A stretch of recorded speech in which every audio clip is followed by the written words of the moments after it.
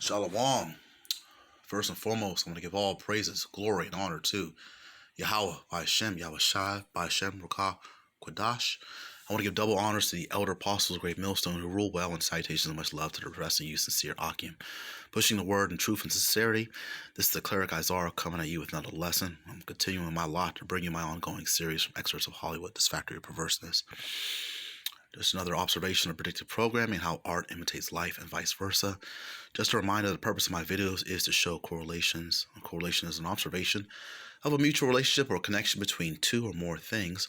I use movie scenes to extract or extrapolate a narrative. I'm not glorifying the Hollywood culture or life. I have a wide knowledge of films, whether they be foreign or domestic, and I just use snippets as an example to bring out similarities and those correlations.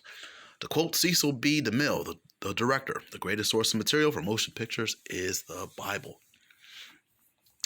I call this lesson, First Contact will occur during World War III. Okay. The image I have on display is from a movie I watched while I was in college. It was released on, bear with me here, November 22nd, 1996. Of course, when I came to the truth, I reflected on this scene. It was directed by Jonathan Frakes, and the title of it is Star Trek First Contact. And I was meditating on this particular film earlier today, and I can't even remember the last time I've done a video with Star Trek, but for any of you guys or any listeners out there that have any familiarity with Star Trek, basically Star Trek is the exploration of space. It's based in the future, science fiction, one of the most science fiction franchises of all time, created by Gene Roddenberry. But just to give you a quick synopsis, the Borg is a villain, or a set of villains, I should say, and they're assimilated creatures, and they're basically all cybernetic / organic, but they're more cybernetic than organic. So basically, they're more like computers than real human beings. And so, what their whole goal is to go throughout the universe, conquer and assimilate the other civilizations that are out there in the universe and the galaxies. Okay.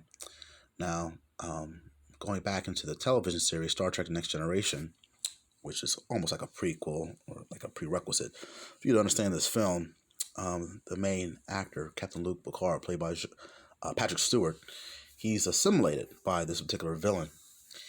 And they take him aboard, and they basically steal a lot of the information that he has regarding Starfleet, so they can wage war against the Federation of Planets, which consists of Earth. All right. So basically, of course, they win, and they're able to get Captain Jean-Luc Picard back, but he's still tainted and by this experience. So in this film, the movie opens up with a war with the Borg, and basically Jean-Luc Picard, the captain of the Enterprise, has been told to not engage the Borg because of his past experience of what happened to him. So he disobeys orders. He goes ahead and warp speeds out with his ship and to fight the Borg, and he's successful when actually defeats the Borg. But right when the ship explodes, this little ball, like an escape, not a decoy, but what are those things called that he disengaged from the ship that are just a smaller part. Well, anyway, just a smaller piece breaks away from the bigger ship, and it opens up a space portal. Okay. Now the Enterprise pursues the sphere, or this particular smaller ship, into what is called a temporal vortex. It's like a time vortex, and so basically, it's a time travel film. And but as this particular small ship or this sphere disappears, Enterprise discovers that Earth has been altered. So they're traveling through this time vortex, and they witness the fact that the whole entire planet of Earth has been assimilated, it's been taken over by the Borg, the villains. Okay, and it's now populated entirely by them. And realizing that the Borg have used time travel to change the past, the Enterprise, the spaceship, follows the sphere through the vortex. And they arrive hundreds of years in the past on April 4th, 2063, and it's the day before humanity's first encounter with alien life. It's like the first time that humanity has worked out warp drive flight. And it's also after the Earth has been devastated by the nuclear holocaust of World War III. That's the whole purpose of this video. So, I believe the director who plays William Riker, he mentions to the captain that as a result of the Borg peaking that particular time, World War III had basically consumed the planet, and it was a nuclear holocaust, and a lot of people were dead. He gave a number too. If you ever get a chance to watch it, he gave a particular number who was dead, and probably millions, if not billions, dead. And so they continue on to follow the Borg to stop them from setting up their kingdom after World War III. And that's basically what's going to happen. The chariots of the Lord, when Yahushua returns to one we England called Jesus Christ, he's going to return during World War III. All right, so that's a little correlation that I saw, and I was just meditating on this film earlier today.